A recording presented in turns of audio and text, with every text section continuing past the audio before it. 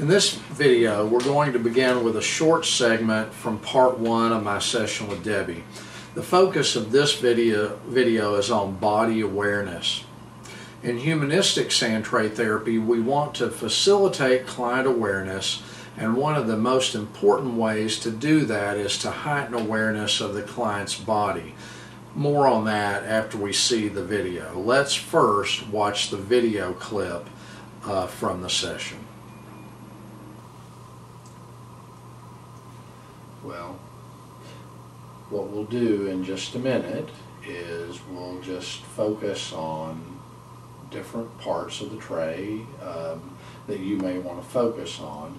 But first, before we do that, just as you experience this scary feeling or the sad feeling right now, what do you notice right now as you're experiencing it? What would you say you're aware of in your body? I don't think I understand the question. Well, just pay attention to your body right now. Hard to breathe. Okay, so you're having trouble breathing. Yeah. Anything else? Any tension you notice? My throat. I feel like I've got a golf ball in my throat. So your throat's tight. Yeah. When I asked Debbie, what are you aware of in your body, she was confused. Many clients struggle to respond to questions like this for several reasons. One is because they tend to be disconnected from their bodies and tend to ignore this kind of experience. Also, no one asks them a question like that. No one asks them, what are you noticing in your body? So what I ask her to do is pay attention to her body, and she notices that it's hard for her to breathe. Then, a little bit later, we focus on tension that she is experiencing. I think I asked her something like, are you aware of any tension? Emotions, it's really important to remember this, emotions are physical. We experience anger, fear, sadness, joy in our bodies. Humanistic Sandtray therapists pay attention to the client's breathing and other nonverbal cues because the emphasis in this approach, as you've heard me say, is on here and now experiencing. When I ask Debbie if she notices any tension in her body, she becomes aware of tightness in her throat. Now, this is a real typical thing that happens with a lot of clients. It's not a conscious tension. Well, it's really somewhat involuntary until you become aware of it. It's a way that your body kind of defends against the pain or sadness a lot of times. So the person's throat will really tense up, and sometimes you can hear it just like you may have been able to hear it when I did this with my hand.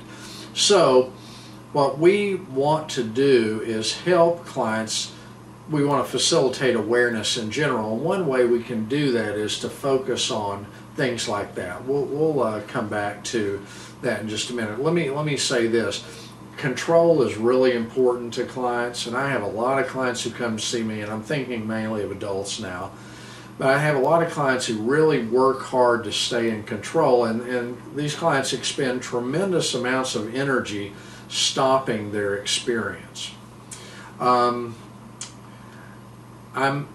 If we had been looking back on the segment you just saw when Debbie was experiencing that tightness in her throat, if that segment had been further into the session, if it had been in the middle of the session, I may have stayed with that and really focused on how she tightened it and that kind of thing a little more, but I was aware it was the beginning of the video and I wanted to get to the tray itself, so I didn't do that as much as maybe I would have with a client in an actual session. Now, in the video clip, we focused on two things, breathing and tension. These are two of the most common physical experiences that humanistic Sandtray therapists tend to focus on in a session with clients. Both are important. Now let's talk a little bit about why. Breathing is important for one thing because of self-regulation. When a client is, or any person is learning to regulate what goes on inside her skin, breathing is an important part of that. If I breathe slowly and clearly and take a full breath, it really tends to have a calming effect.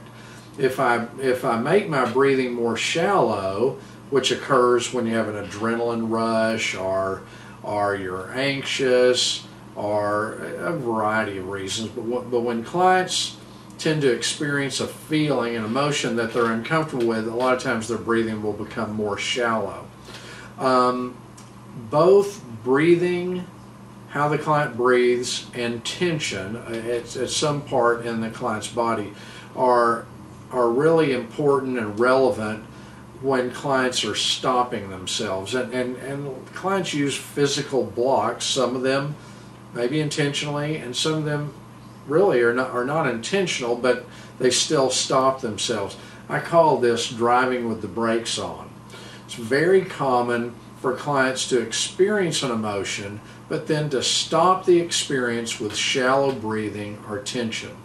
By bringing it to their attention, like I did with Debbie, we can facilitate an awareness of how they stop themselves, with the ultimate goal of the client being able to choose to stop or not to stop.